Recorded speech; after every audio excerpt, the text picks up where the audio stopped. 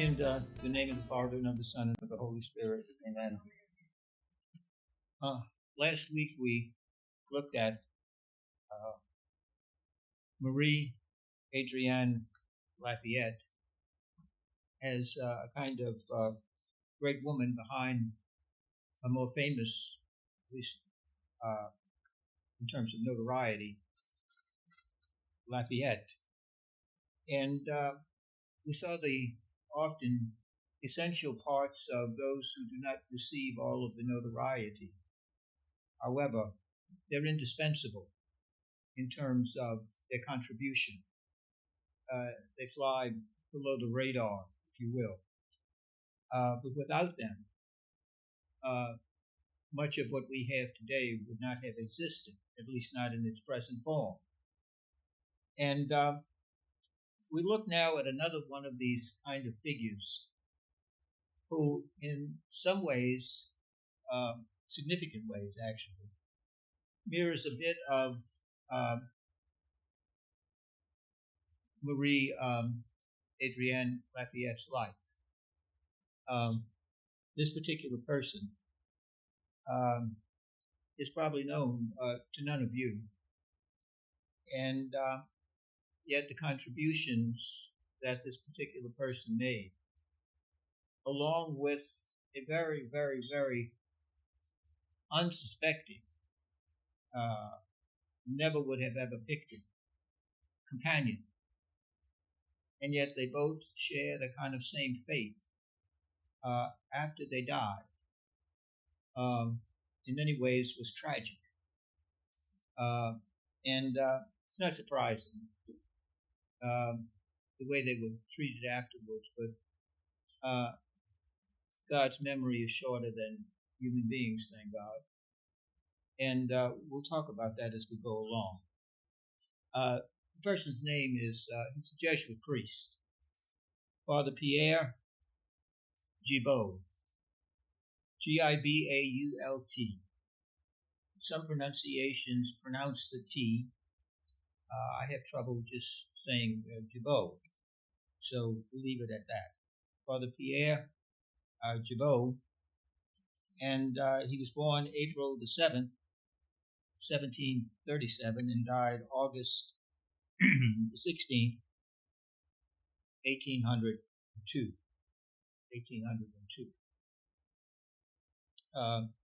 Pierre Gibault. But before we get to Father Pierre, for the sake of simplicity, we need to be aware of the backstory, especially in terms of the geography. See, we're talking about the American Revolution, we're talking about the colonial period, before there was an America. It was colonial, colonist, and they were, of course, under the rule, if you will, of England, and specifically George III. So we need to keep this in mind in terms of a geography.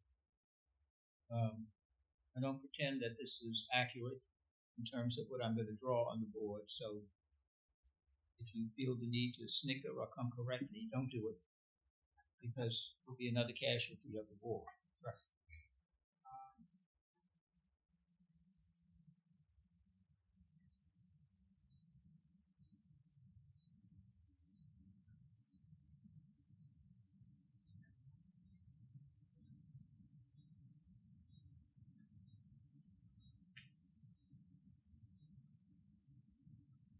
Let's pretend, test your imagination, that this is the United States. Now, when we talk about the American Revolution and colonial period, our attention immediately focuses on the Atlantic seaboard, this area here, and parts of the southeast like this, kind of like this. And that, of course, is under the influence of the British. Obviously. We tend to forget that there are also three other quadrants of them, three other areas. We have the area down here, mainly influenced by the Spanish. Parts of the southeast, southwest, certainly California, and so on. So you have the Spanish there. And certainly out this way, with the establishment of the oldest settlement in the United States, at St. Augustine, or St. Augustine, Florida. So you have these influences there. And this, of course, all along the coast here. And up here you have the influence of the French in Canada. And the French influence up there into the upper Midwest along the Great Lakes region. And that's really the area we want to center our attention on. It's often forgotten, not considered. In some books, it doesn't even rank nationally. And yet I would suggest to you that if this had not gone according to plan, this would have looked incredibly different. Incredibly different. And it's one of the unfortunate things, as Harry Truman used to say, there's nothing new under the sun. It's either the history you don't know or the history you've forgotten. And it's very important that we see that much of the contribution in these unknown areas and instances were often linked to Catholics, especially to the Catholic missionaries, especially in this particular area up here. We had Marquette, Joliet, and a whole bunch of others that went forth into this particular area. Marquette University, for example, and a whole bunch of other Catholic influences throughout that particular area. This area tended to be, of course, predominantly Protestant, Church of England, Anglican, etc. Down here was Catholic, this particular way. But we want to focus our attention in this particular area up here and suggest to you that without the work, without the witness of Father Pierre, America would be, there would be no America as we know it today. I think that's a safe thing to say. And certainly that's the consensus of many historians who have studied this and looking at the influence of various nations. And we have to understand that Spanish, French, British, the Spanish and the French,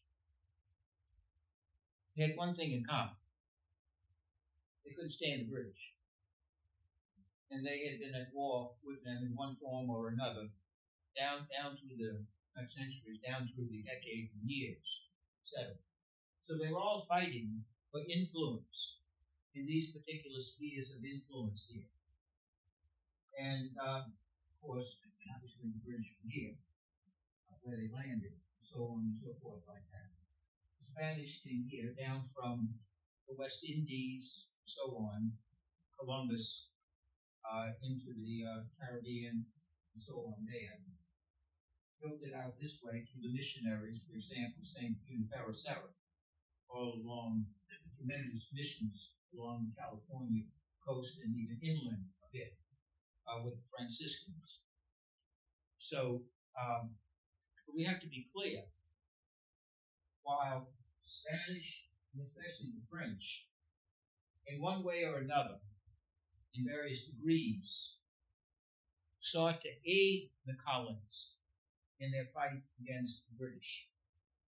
They were not friends of America. I'm using America before there was an America, of the colonies. They were not friends. The enemy of my enemy is my friend. And that's basically what it was. So they aided them with the objective that if they could defeat the British, which they couldn't do in Europe, but they could grab this here, and they saw the tremendous potential of America, geographically, land-wise. I mean, unbelievable potential in terms of resources, animal life. The possibilities were just enormous. And these were not stupid people. They could see the potential there. And so they supported it, not because they wanted to help the colonists gain independence as much as they wanted to defeat the British. And it's almost like Iran and Hezbollah. Because they saw the United States as a kind of proxy for bigger issues, bigger games that were going to take place.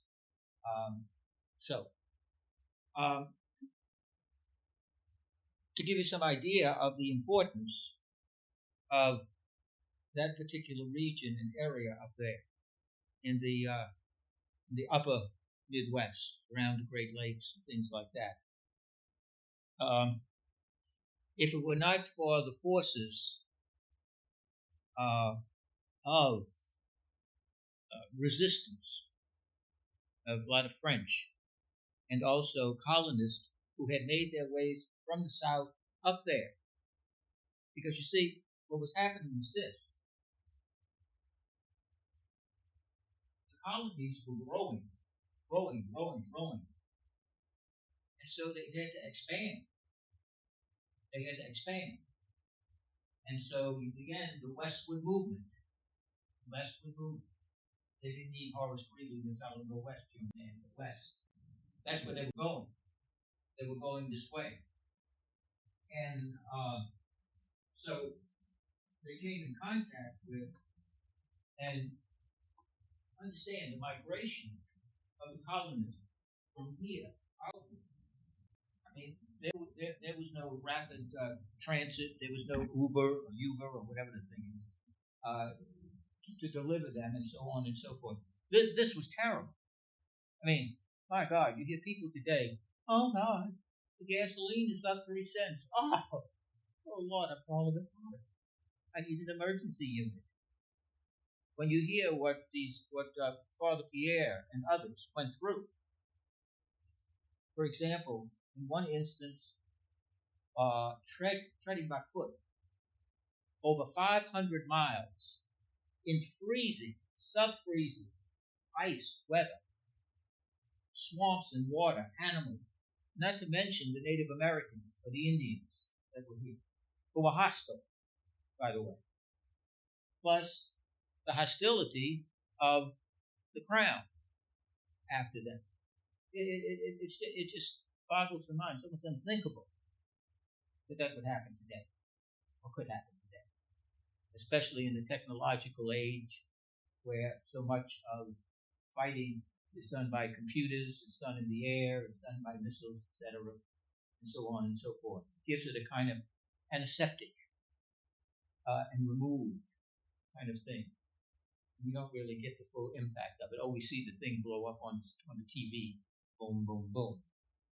But rarely do we have what took place when you watch the films from World War I, especially World War II.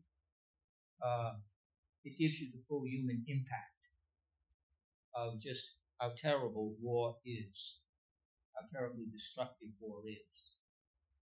And only a fool or somebody who doesn't have to fight it revels in war. You think of all the collateral damage that's done, not simply property-wise, physically, but to families and loved ones, and so on. It's an awful thing. So you have this going on. To give you an example, without this migration up there, from the colonies here, up along to this particular area. And why did they migrate? Was it just because they needed elbow room and it wanted space? No. The engine that drove them was the engine that drove the colonists in general. And then fuel.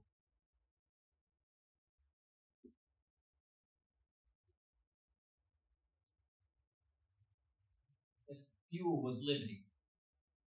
Was liberty. They wanted to be free. That was the food, the fuel that drove them to these particular areas. So you had the crown here. They were looking to move, and they migrated up here and settled along settlements, usually referred to as forts. They had various forts that were used for settlements there because of the Indians and because of the hostile environment, etc. And so they were often identified in terms of forts by garrisons of soldiers, etc. And the settlement was there, and they expanded out from there. When they first went, that's what they did: cut down trees and so on. That's why part of the American DNA is not theoria. It's not theory. It's practical. The only original contribution of America to Western philosophy is pragmatism. We are a pragmatic people. How does it work? How do you get it done? What's the result and the consequences, and move on? We don't want to hear all the theory and stuff. We don't want that book learning stuff. We want to get out there, get our hands in it. Why? You had to clear the ground, get the animals, you had to take care of yourself, you had to survive. And all of that came through a great deal of practical experience confronting the threats to your survival and the survival of the community. So we're a very practical people, very pragmatic people. We want to know how things work in order to get something done, problems to be solved. We don't want to sit around and talk about it for months and years on end. Get to it. Get it done. And hence, America has always been looked upon as a kind of anti-intellectual, especially from Europe. Oh my God. Those ignorant Americans, those ignorant colonists, which was, you know anything about it, you read what the colonists wrote, especially the founders, you realize, and you look today and you say, my goodness, how did we become so stupid? When you look at the letters that they wrote, philosophy that they were immersed in, you can't understand the Constitution. You can't understand the Declaration of Independence. You can't understand the American experience if you're not grounded in Enlightenment philosophy. The great English writer Victor Hugo said, there's nothing more powerful than an idea whose time has come. See, the real American Revolution was not at Bunker Hill or any of these other places. It really began in 1762. There was an entire revolution of thinking that took place that had swept Europe, and they brought it with them over here. Because one of the most important things they brought with them when they came were their books. And they read them in Greek and Latin and the official language. Try that on. Can't get people today to read in English. If you can find somebody who can write in English. Okay. Losing all that stuff. Now, if you have these little signs and symbols, we'll be all right. Go back to the cave experience. You know?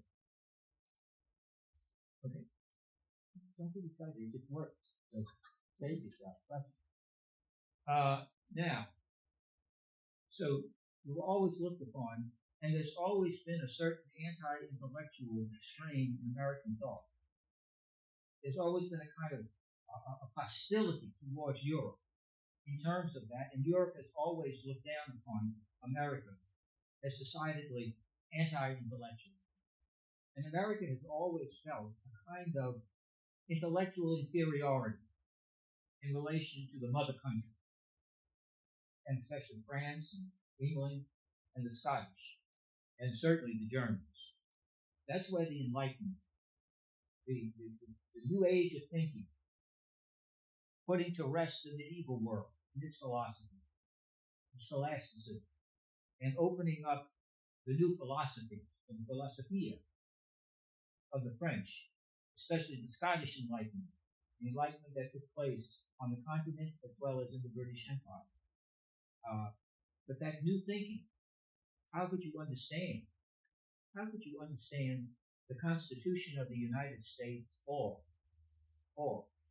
the Declaration of Independence without having read the second volume of John Locke's treatises on government? It's impossible. It's impossible to really understand.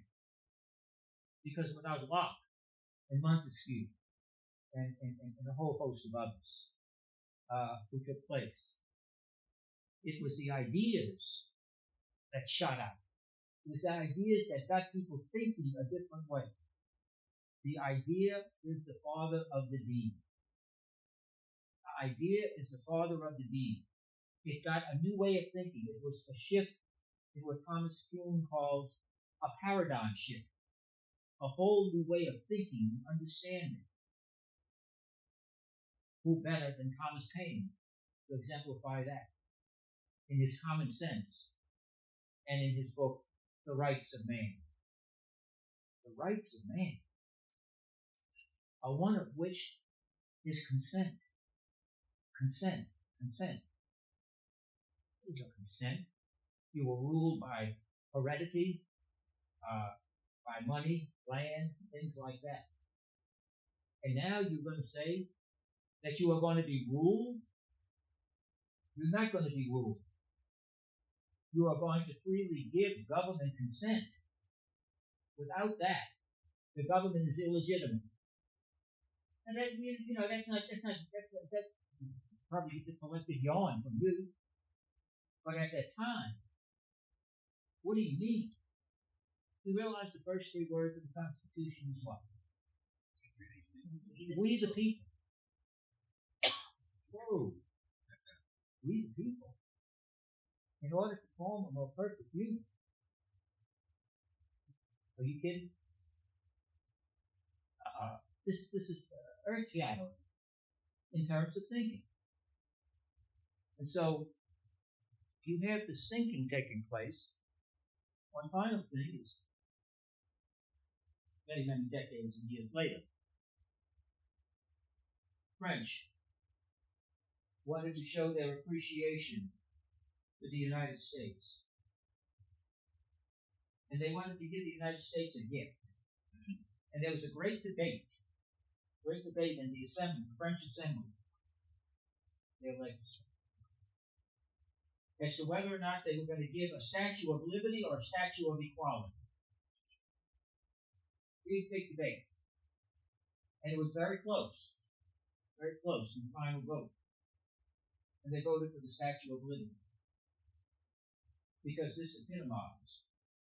This thinking now was, you as an individual have inalienable rights, natural rights, given to you by God and not by government, not by any earthly authority, by the mere fact that you are human, Homo sapiens, species specific. And that has to be respected. And where is that grounded in?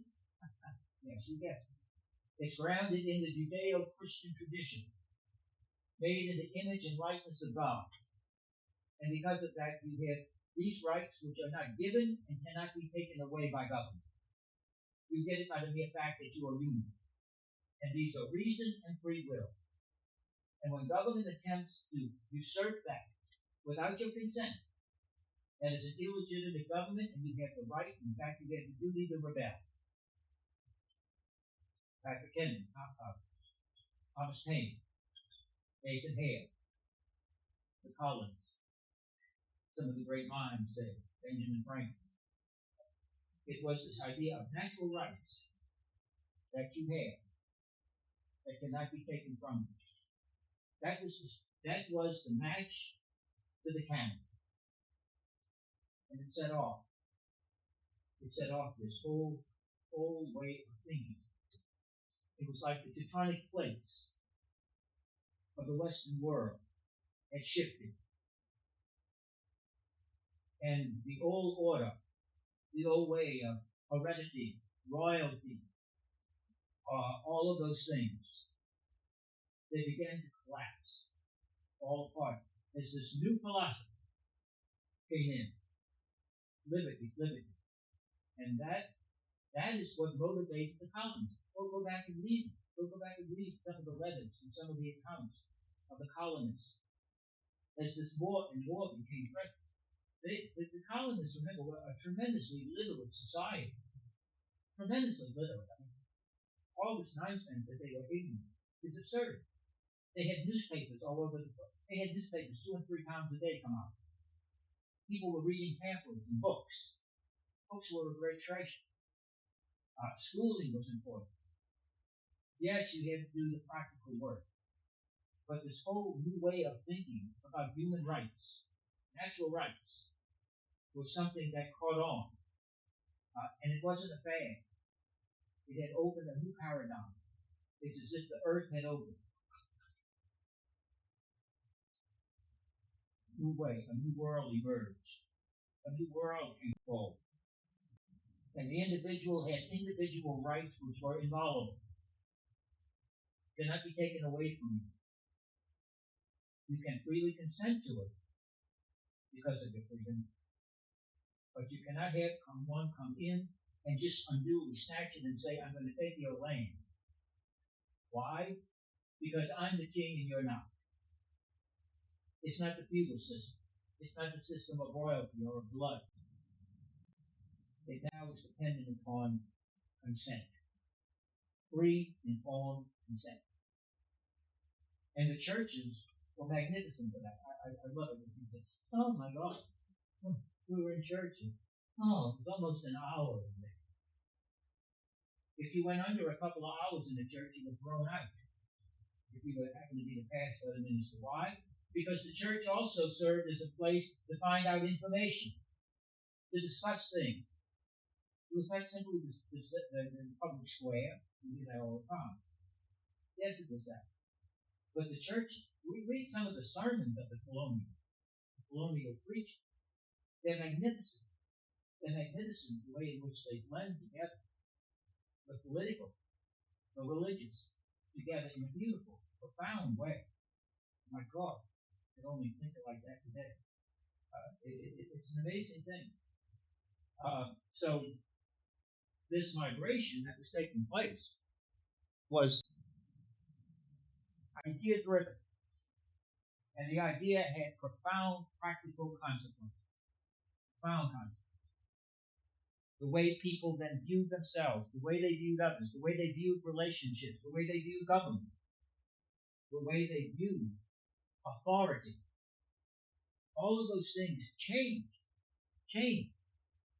in the thinking. Nothing more powerful than an idea whose time has come. And that idea came. That idea came. Individual liberty, individual rights. The rights of man, the rights of the human person. Thomas Paine's book, Common Sense, Rights of Man, sold almost, staggering, almost 1 million copies. Almost 1 million copies. It's an amazing thing. They had underground presses because the British were trying to suppress all of it. They wanted to suppress that as much as they wanted to suppress the soldiers or the colonists. Suppress their thinking. Don't get them to think that way. My God. The foundations of our authority are being shaken. And when they went to church, they heard from the Bible, God created you in the image and likeness of God. The areas where they talk about the equality of people, the respect that's due to all human beings. That began to light that flame. See, never disvalue the importance of a shift in thinking. A shift in thinking, because it's a cultural thing. And what we don't understand too much today is that there's few things more powerful than culture. Try to explain to me the fall of communism with the Berlin Wall. No tanks, no rockets, no soldiers, no guns, nothing. Nothing. As Victor Havel, the great leader in Czechoslovakia, called it the Velvet Revolution. The Velvet Revolution. Why? John Paul. As far as I know, he didn't shoot a gun. He was shot by it, but he didn't shoot it. Ronald Reagan didn't shoot a gun. Margaret Thatcher didn't shoot a gun. Even Mikhail Gorbachev, as far as I know, didn't go out and shoot anybody. What changed? They put together, each in their own way and sphere, a set of ideas that talked about the dignity of the human person, talked about freedom, talked about the rights of man in that particular context. It was a revolution of the conscience, the consciousness and the conscience, that man was meant to live free and not to live with a boot on his hard throat. And that began to catch on. And that the wall crumbled. You see, you can only lie about the human person for so long. But you cannot build a successful civil order and society based upon a lie about man or about God. Because the truth will lie. Or you can go for a long time. You can go for a long time. But it will eventually crumble. Not because of some bomb or something like that. If there is a bomb, it's up here. It's up here. People begin to think differently. And when they think differently, they begin to act and organize and structure life differently. And there is no weapon for this. There is no weapon for this. Oh, you can shoot a bunch of people, don't get me wrong. You can have Tiananmen Square and you can have the Iranians killing 43,000 of their own people. You can have that.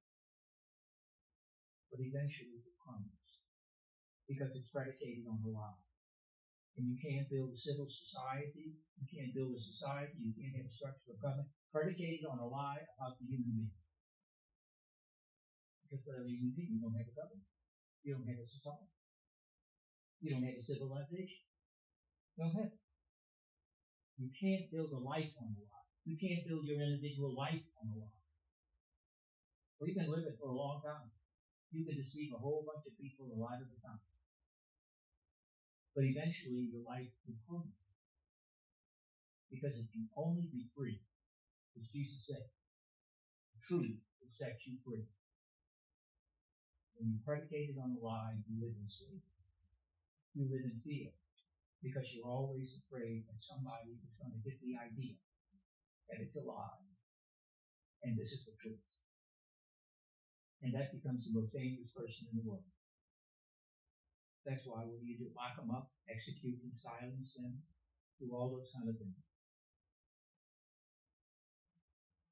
More powerful than this is a person who dares to speak the truth.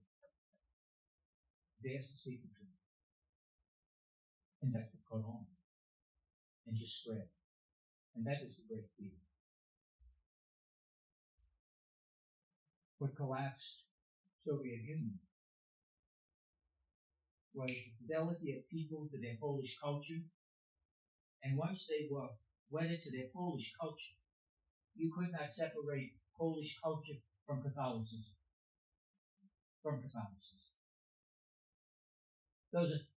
Never underestimate the power of culture. Culture is that which people hold as most dear, most sacred, most important. They'll do anything to preserve it. That's the great weakness or fallacy when you read communism. Read Das Kapital and the manifesto of the Communist Party. What is it predicated upon? It's predicated on the lie that the human being is nothing but matter, nothing but material stuff. There's no divine origin, there's no divine destiny, there's no immortal soul. The only thing that matters is material stuff, physical stuff. Crudely put, it is the engines of the economy.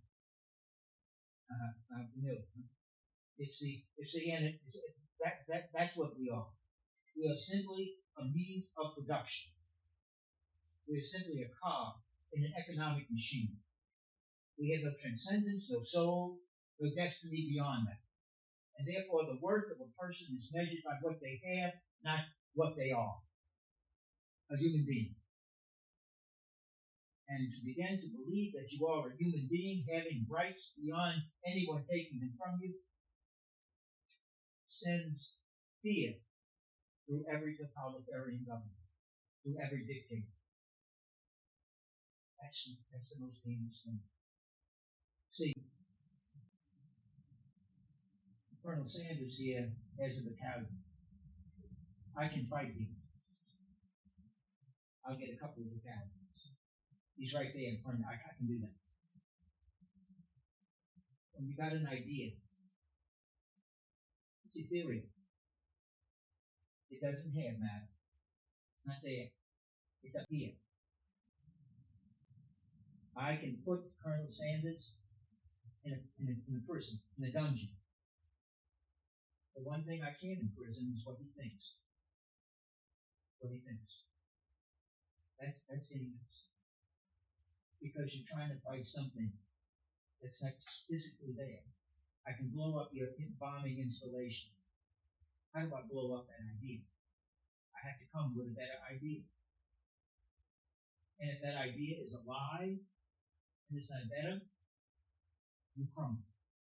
You crumble. Again, you can do it for a long time. You can do it for centuries. But eventually, it still comes sane. And it crumbles. The United States is built upon the notion of the individual, inalienable rights and liberty, and this is what was moving them.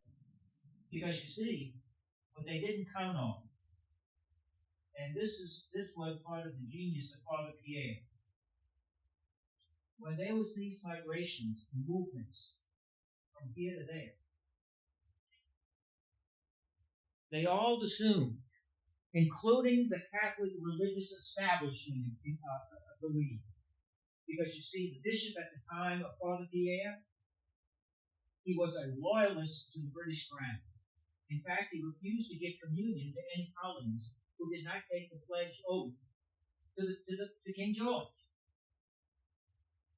And you were denied any access, anything. If you were Catholic and you did not take a pledge of total allegiance to King George. Well, what happened was, people said, I'm not buying into this. You're going to tell, keep your communion. Keep your communion. Keep your church. Keep your pledge. Because I know this is against God and not God. And what did they do? They took off.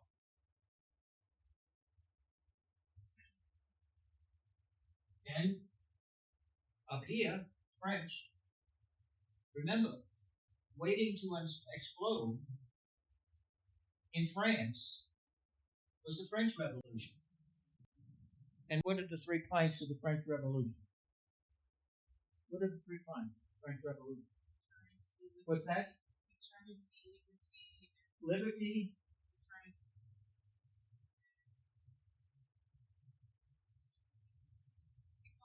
Equality.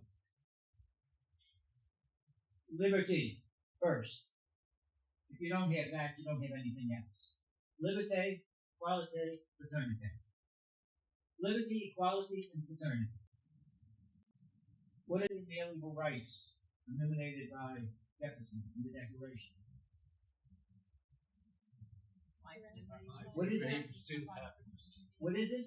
Life, liberty, pursuit of happiness. Life, primary. If you don't have life first, you don't have any of the other rights. You can't name me a right if you don't have a human being. Right. Where's the right? Invest. Right. No. Life is the first of the rights. The first of the inalienable right. The right to life. No. So that's very, very important. Life, liberty, and the pursuit of happiness. And obviously, liberty, equality, and fraternity, well, it's hard to have liberty if you're either pushing up daisies in the cemetery or you're locked in a dungeon with your tongue cut off or your eyes gouged, which is not uncommon. Now these are the heads of government with all kinds of soldiers and everything. Do you realize how scared they are? How afraid they are of some little philosopher, some little guy sitting in a shop in Colonial Square reading Rights of Man? Get that book. Get that guy. He's a danger to the state. My God, you would have thought they had a full battalion right outside, ready to overwhelm them. We had more than that. We had marched troops. Where are they? Here. And that changes everything. It changes the society. It changes the culture. So they were moving. They were moving. And they took with them fuel of liberty. They began to see what the colonists were about. And they wanted to join it. And they took their Catholic faith with them. The human person is made in the image and likeness of God, with God-given rights. And to violate those rights, to violate the dignity of a human person, is the supreme insult to Almighty God. When I disrespect you, when I deny your human rights, I'm not only offending you, there's two others involved. One, there can even be three. The first one I'm violating is Almighty God. I cannot disfigure your humanity or try to disfigure it. Take it away from you. Dehumanize you without offending the one in whose image we are made. I am also injuring that person, physically or some other kind of way. I'm hurting society because I am developing a brutalizing, inhuman, totalitarian society that can be filled with all of the wonderful gadgets of the 21st century. You can have them all. Everything you want. Supercomputers, everything else. God knows. But if I don't have a human society where we respect the rights of others, if I don't respect the image of God and see that image in the other, I can be driving a Lamborghini and everything else.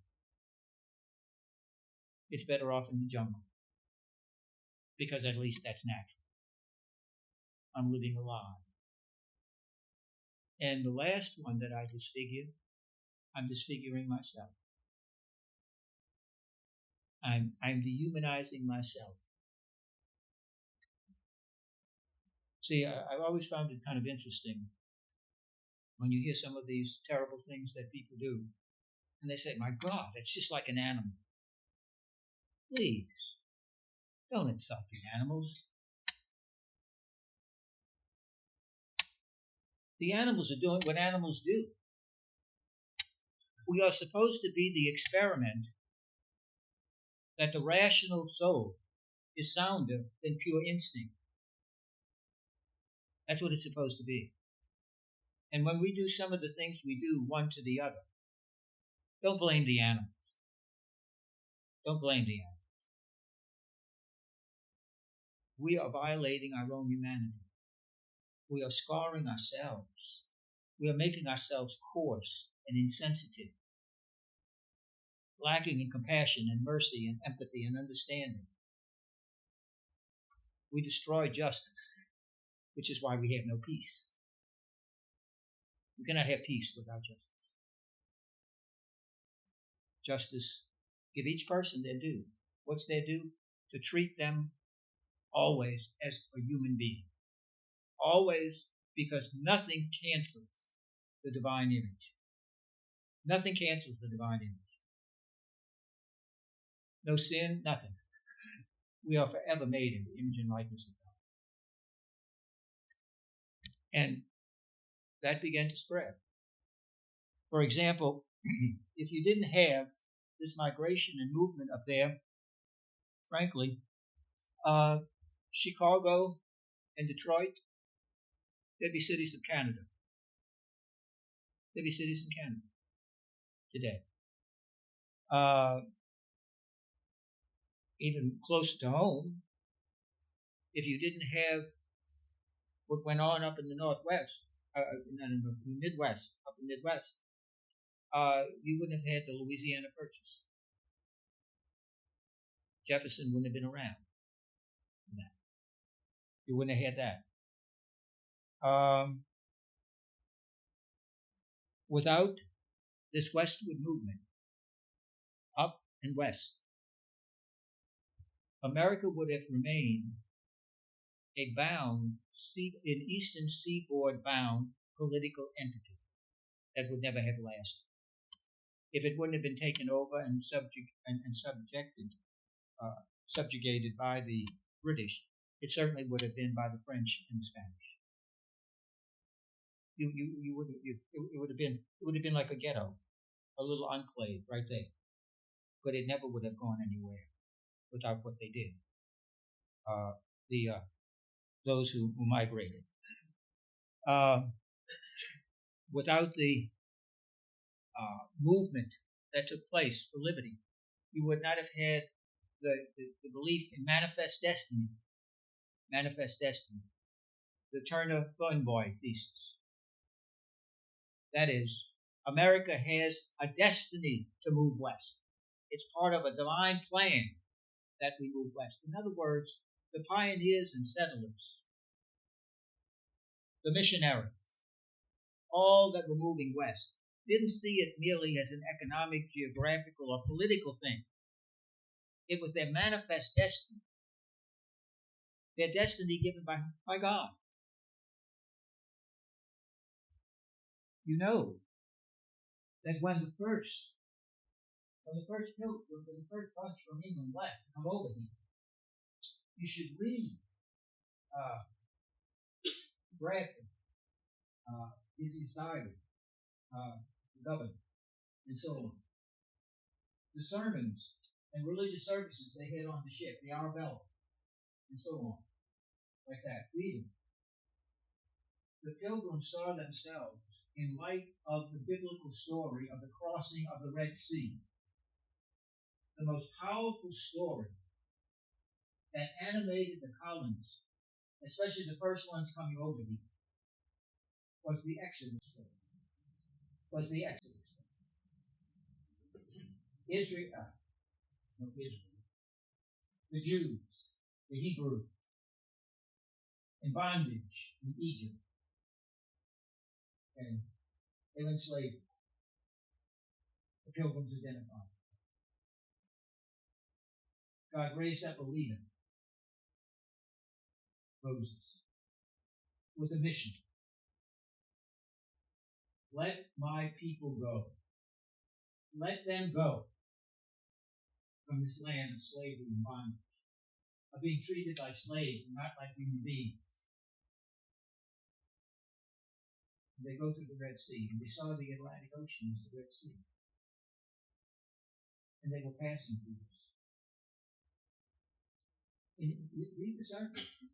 Read the sermon. Read the things that they wrote. The things that they talked about. They saw themselves as the new Pilgrim people. New York, New Haven, all of that. New England. This was something new. They were entering a new virgin land. Possibilities in front of them. They were on a manifest destiny. They traversed that ocean. Imagine that. Just to think about it, it's staggering. And they saw the hand of divine providence guiding them through all of this. And when they landed here, they offered thanksgiving. They saw themselves as a people destined to move. into a land that God would give. And you look at the songs and the services and the things that develop. Look at the music. The music that once developed. And what do you have? You have to mention so much of God, divine providence, of God's hand, destiny, and God's working there. Great French philosopher, and so we are. America will be great as long as America is good. When America ceases to be good, America will cease to be good. And that goodness was defined in its fidelity to God. There's a prayer. A holy people. A people set. So, this was the fuel. This is what was going on there. And again, taking place, manifest destiny. This was something. In addition to that, many of the reforms that would take place much later began with the notion of liberty. The abolitionist movement, the questions of slavery, that more and more began to develop and question. You see, we have to understand that the Caribbean, parts of Latin, parts of South America, and so on, were very familiar with slavery. Very familiar with slavery. They treated the issue of slavery very, very, very differently than we did in the United States. Theirs was much better. Theirs was much better. They had slavery. But they had a process called manumission. It was a process of freeing. And if you owned a slave, you were required to bring your slave and with the family. Families were not broken up. You were required to bring them to church on Sunday. And you better bring them. And you couldn't sit in a pew and listen to the gospel and listen to Catholic teaching and listen to that and say, okay, now get back in the field and go do all that stuff. Go back and sleep in that rocking place. You get your food when I decide to give it to you. And I'm going to beat you with a stick. And then go sit in the church on Sunday and say, we're all brothers and sisters. You couldn't do it. Sunday after Sunday after Sunday, we like to say, oh, he was Jeremiah's, because he sat there. Well, okay, then if we want to play that game, well then play it out. Play it out. We couldn't sit in church Sunday after Sunday after Sunday and look at this black person sitting there and saying, you're inferior to him. You're just a piece of property. When you just heard the preacher up there, the priest or whatever, up there carrying on about this family of God, children of God. We're all creatures of God. Yeah. And so the process of manumission, family together, religious Christian education, literacy, and there was a process of graduating into liberty and into freedom. What did we do? We had a piece of parchment paper called the Emancipation Proclamation. Okay, y'all are free. Go ahead. Are you crazy? Are you crazy? You broke up families, you denied the basics of reading, writing, and anything else. You treated them like animals, less than human, and now you say, okay, you're free, go ahead. Go where? Where? How? Why? Are you kidding? Why don't you take your baby when the baby gets to be 2 or 3 or 1 or 2, whatever? You say, okay, you're free. You go ahead. You say, well, that's crazy. Well, yeah, it's crazy. That's what we want, crazy. And much of it was done in order to hope that the slaves would rebel and join the Union forces. So it wasn't a great motivation like that. It was very practical. Very practical. But you can't do that. That's why you didn't have all the turbulence down in the Caribbean and these other places you have now in terms of blacks and whites and this kind of stuff. That you still have lingering today. They're lingering today. but those issues came to the forefront. You wouldn't have had any of that without the influence that had taken place in the head, beginning with this view of liberty, and moved into this particular area. And this became a key area, though forgotten by many, as crucial. As crucial. Now, we come to Father Pierre. Father Pierre was born to a family in which they were devout Catholics. The mother took care of the homeschooling, and the father, she took it up to a point that she could, and then he entered all of the Jesuit schools, elementary schools. His father, Father Pierre's father, had prayed and hoped that his son would become a priest. He did. He entered the Jesuit order. Unfortunately, his father died before he got to see his son ordained. First, I'm sure he saw it. So his son became a priest and entered the Jesuit order.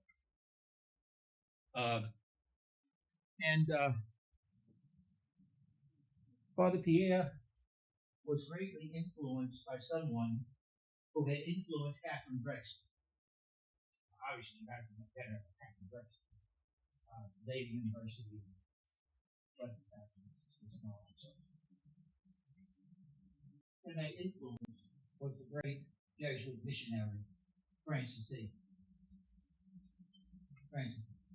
And where was his missionary field? His missionary field was in the Far East, especially Japan. And he labored there. Vast majority of his life. And there's going to be a connection between him and Father Pierre. He was terribly treated by the religious authorities as he came close to the end of his life. He being Francis. He had spent his whole life. Tremendous conversion, tremendous proselytization, evangelization among the Orientals, both there and even spilling over into China, which was quite an achievement. And the geniuses who were running the Jesuit order got it into their head that good Father Francis had shot his wall. He was getting up to get rid of it. And so they did. And they brought in the young bunch, who were a disaster. Right toward the end of his life, Francis said, I am ready to go meet the Lord, having experienced a martyrdom. A martyrdom watching God, all that I had worked to establish the Church of Jesus, and spent my life. And now here I am, in this condition. And I feel a death to do. Thank you so much, Jesus. That is a kind of mark. And we see what happens to Father Pierre. It isn't in that book. I'm giving you extra. Not really. I mean, I'm giving you extra. That's what I'm doing. So, you have that.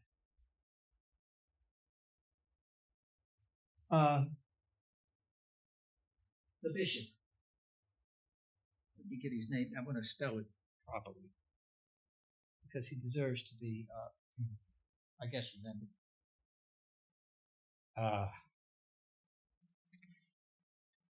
want to spell it right because it's a kind of strange spelling. Briand. Briand. Briand. Bishop Briand was his bishop. And the bishop was through and through a loyalist to the mother country and infected everybody. What he didn't know is that Father Pierre was the through and through and through and through colonial. He championed the rights of the colonists. He wanted to break away from Britain. He championed what they were doing in fighting for their independence. Now remember, you didn't hear those got off the cell phones. People on pictures. So, and that was a good thing. That was a good thing. Because you always had a timeline between the event by the time it got to you, in a sense, because you had time to think about things, to meditate on things. Today everything is instant. Everything's instant. So you have to make instant judgments, instant decisions. That's why things go wrong. Everything has to be rash. Rashness is a great sin. Sin against prudence.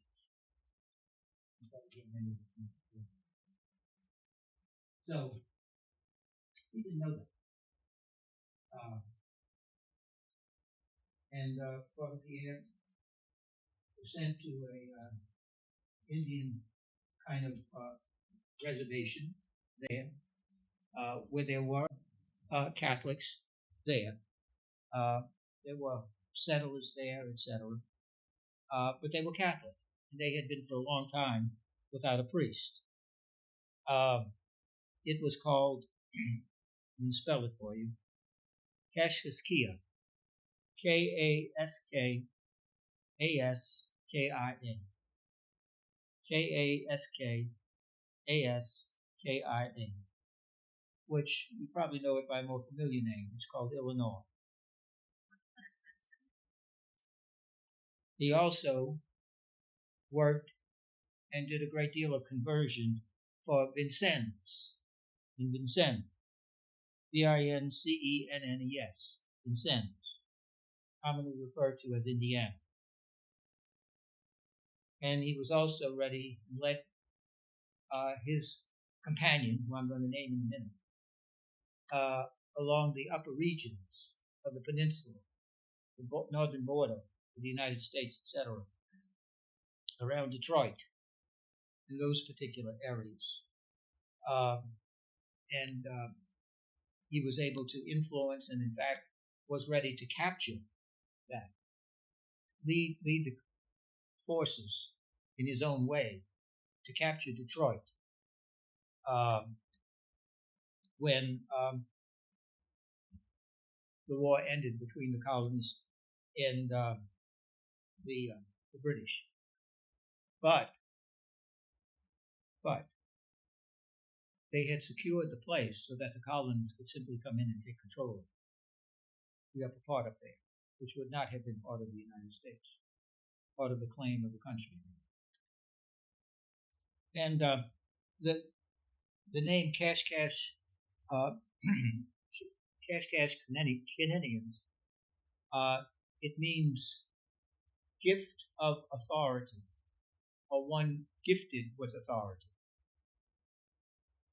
And they looked at it there. And he preached and taught the importance of freedom, the importance of treating people with that dignity that they have, being made in the image and likeness of God, and began to draw people. Because in the beginning, they were all loyalists. They put it down. And became, in that sense, colonials. They rejected the British, rejected their rule. And you have to understand, it was very difficult for Catholics to be able to do missionary work there under the control of the British, because they hated Catholics, or nothing to do with Catholics. And they saw Catholics as a great subversive force because they were wedded to the Pope, so they believed, and so on. The interesting thing is that when Father Pierre, one night making his rounds, and a friendship developed over time with a rather unlikely candidate, if you will, uh, George Rogers Clark. George Rogers Clark. His years were 1752 to 1818. George Rogers Clark. Now, when we hear that, we immediately want to associate him with Lewis and Clark. It almost was. Almost was. See, George could not catch a break. George was a great man. And the way he was going to be treated is just absolutely horrible, as it was with Father Gibot.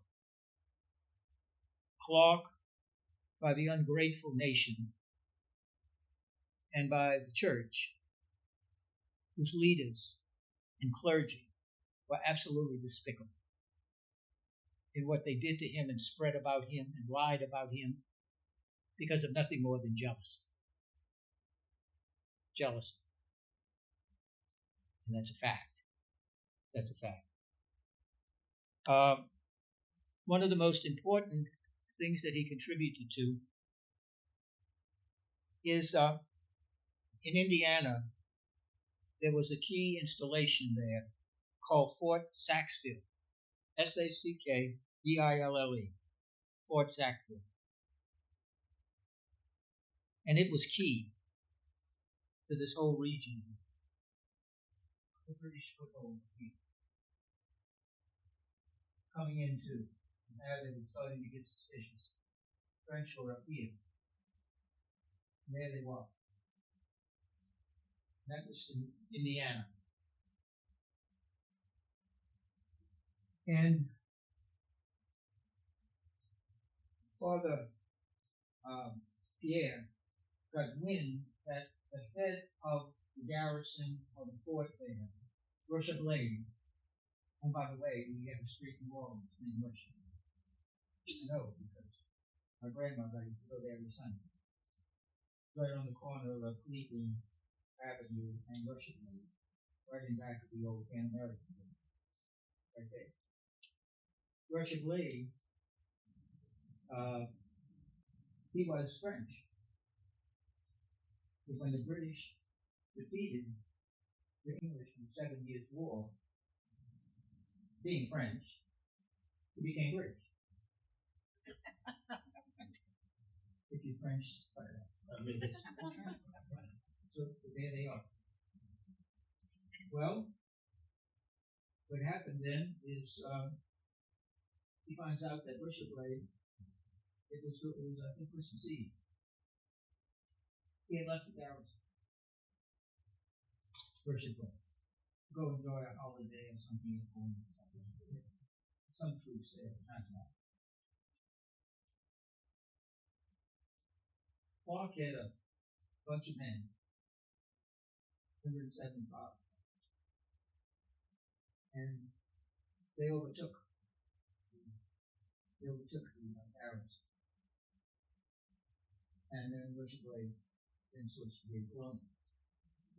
Part of the DNA. Came over. And that was a key element to take. And it really did much. And George,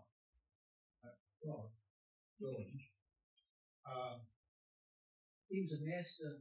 See, he was a surveyor. He knew a lot about land and territory and stuff. And he had just a bunch of men. I think it was only about 175. They was going against over 2,000 British troops. And because he knew land, he also was very interested in formations. And so he got his men in various formations moving, not this, but moving in waves that gave the appearance that there were at least 1,000 or more troops. The British are looking at this. Oh my God, look at this. And they just kept coming. They kept coming. In these waves, going back and forth like this. Because they'd also go into various places and come back again. So was they were recycled. So eco people would have been loved. So there they are, coming through. They surrendered without a shot. And when they found out, they said, where's the rest of them? This is all I got, folks. Huh? We'll need to do this thing, huh? Okay. The guy who was in charge, Hamilton, he came in for a great Come to Jesus meeting when he got with the British hierarchy. Doesn't matter what religious side, you know what I mean. So he went there. And again, what they really did was they secured these victims. They secured the upper West, the upper Midwest, which would have proved invaluable to the British, because then they would have had these fronts like this, almost like a pincer movement, and they never would have made it. And in one strategic battle, that actually hundreds of miles away saved the colony. This was the decisive battle at Yorktown. Clark had the men ready to go. He had all them. The only trouble is the stinking Congress wouldn't supply them with ammunition, food, clothing, anything like that. We don't have it.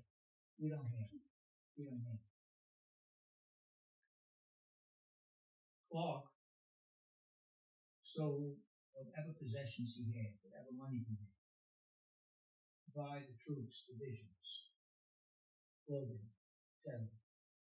He never had anything else. He sold everything he had because the government was supposed to pay him back after the war. I've been a good surveyor. He's really dumb. He paid the government. Most of it. So there they are. And they were able to win that battle that allowed the Battle of Yorktown to turn to the Americans and the decisive and victory. Clark hesitated about undertaking this particular battle. He said, I don't know if I can do it. In real estate, time kills all deals, and he who hesitates is lost. And Father Pierre got him on the side and said, you get out there and do it. It was almost like Esther in the Old Testament. Now is not the time for you to freeze. Too much is dependent upon you. You get out there and do it, what you've been doing. There was the real competition.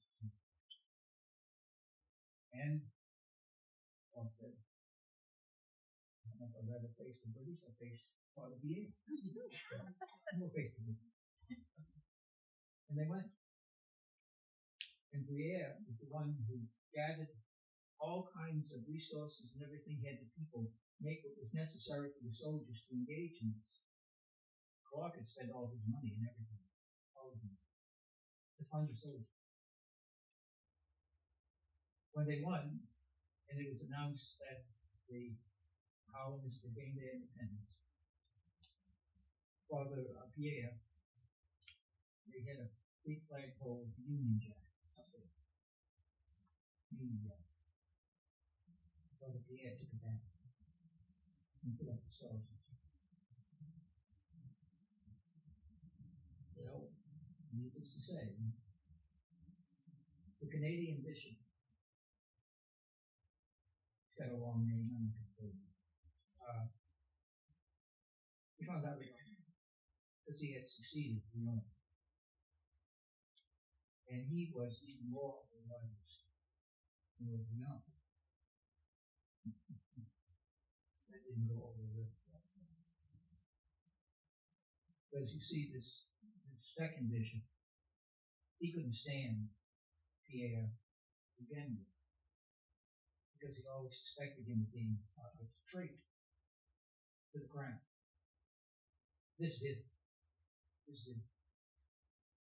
He was now sent Pierre on impossible missions by himself to these various outposts further out into Minnesota, downward into parts of the west as it went along.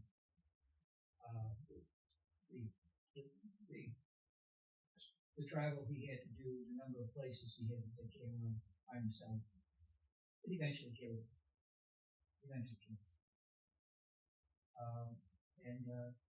He was killed. He died of a natural death, in quotes. Something natural.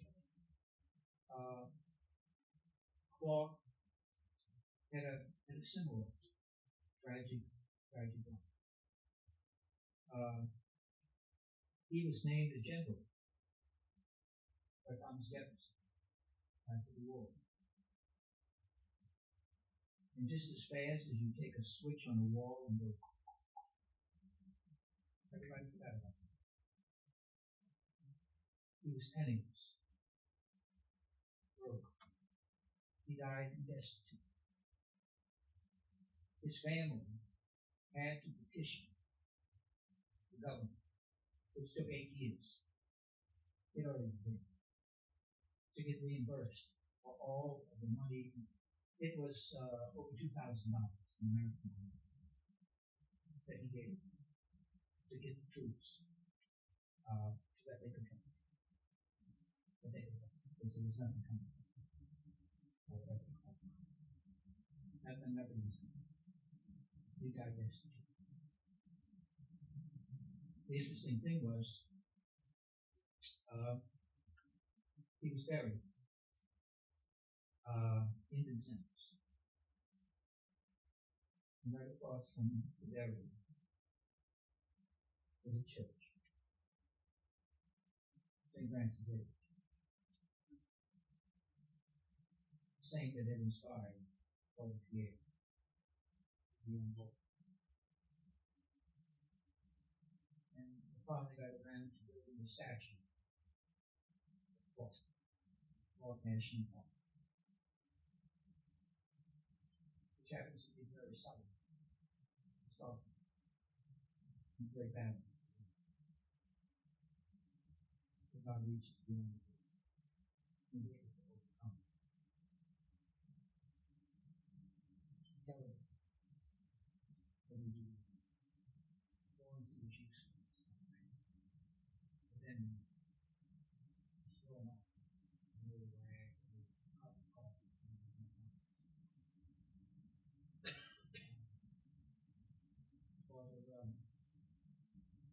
Pierre was buried in green. But then, as with Clark, the revival has begun to take place. Now, in Indiana, there is a statue of Pierre. There's a high school named after him. There's a hospital and an orphanage named after him. And there is a revival. One of the sad things of human history, in church, the arts, so on. We often only appreciate the greatness of people after they're dead. Like so many times, we only understand events in our life. We don't understand them.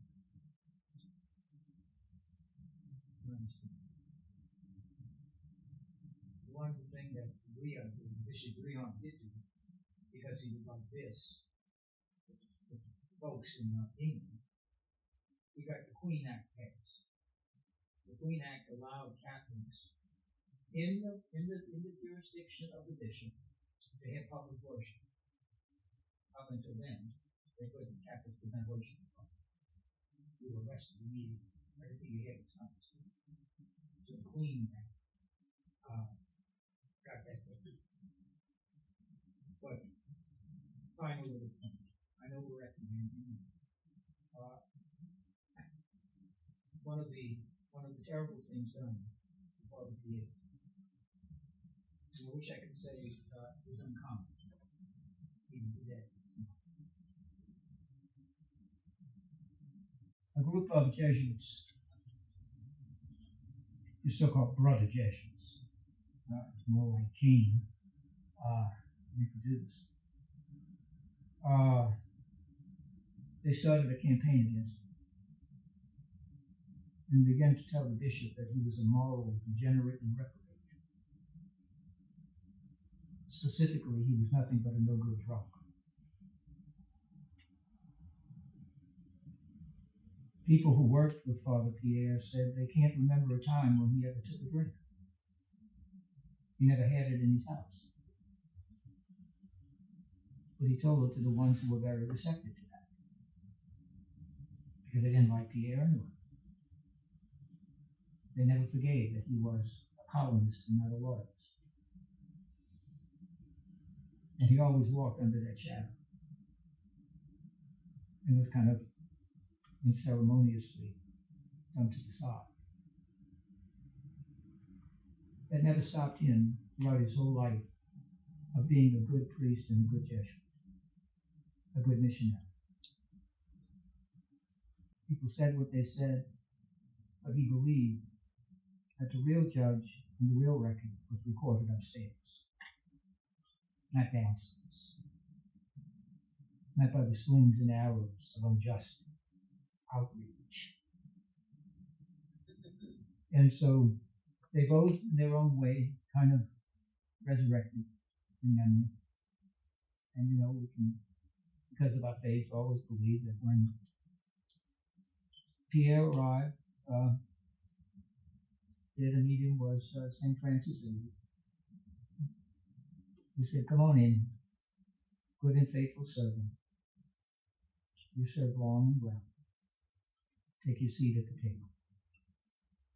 And even for old George Clark, who was supposed to go on the Lewis and Clark expedition. Once again, I love this thing about all these people running around about ages and ages and ages. He was 53 at the time. Jefferson wanted him to go. One of the underlings or advisors to Jefferson said he's too old. He'll never hold up. Can't do that. So he got pulled from it. But God doesn't sleep.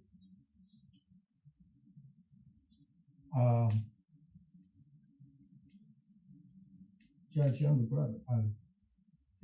brother was in the military. And his younger brother had a son, William.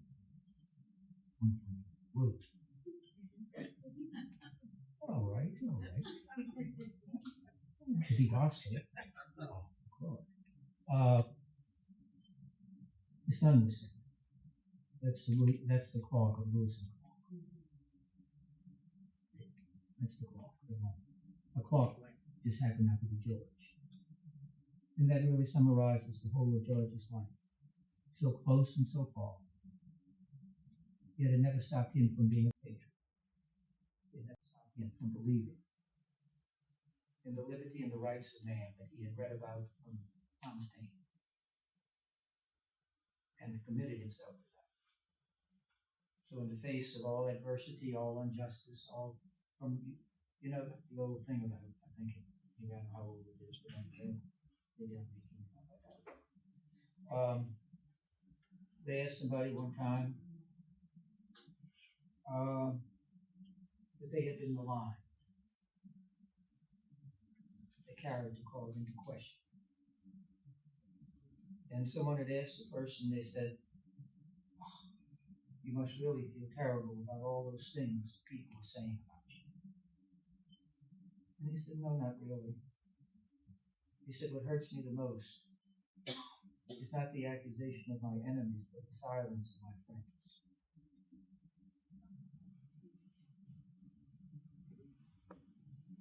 When your friend stands there and says nothing in your defense, that's not your friend, that's a bum.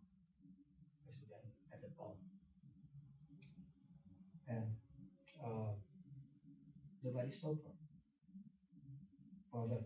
Father Pierre started from inside, you know, the brotherhood, all this stuff. No. That's what hurts the most. Your so-called friends were nothing but hypocrites and backstabbers.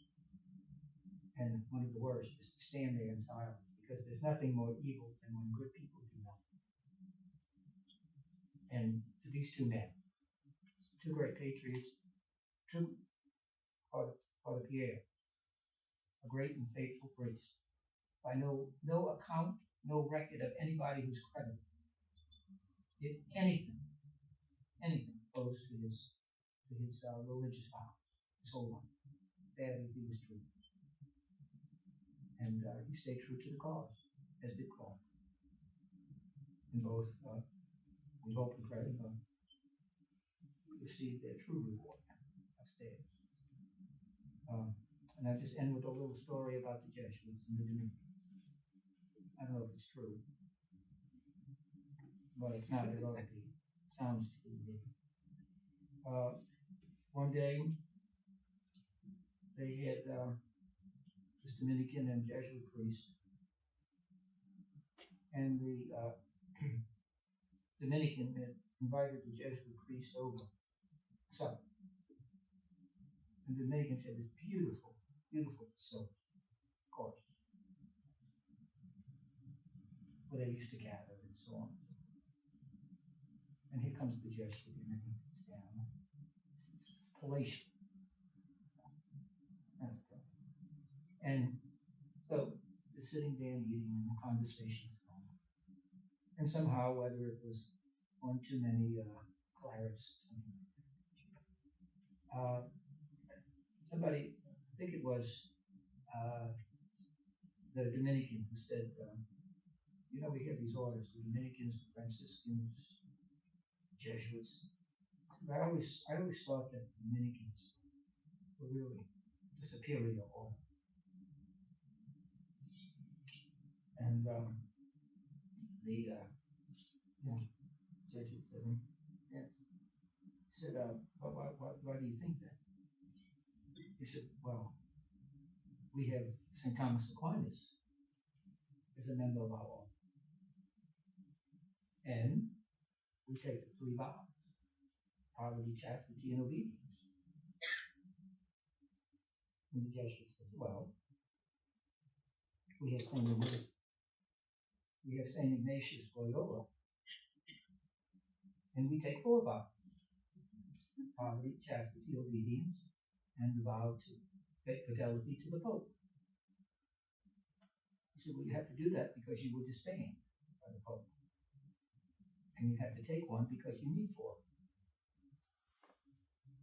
So the Jesuit priest, kind of looking at him, says, well, you know, Father, he says, what are those vows again? He said, poverty, chastity, and obedience. He said, the Jesuit looks around at this palatial place, and he says, if this is poverty, I can't wait for chastity.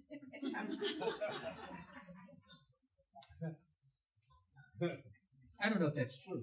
I'm saying it's true.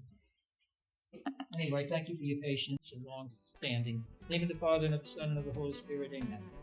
Almighty and gracious God, we offer you glory, praise, and thanksgiving for this time together. We ask and thank you for all of your graces and blessings you pour on us each day. For our country, for those who serve,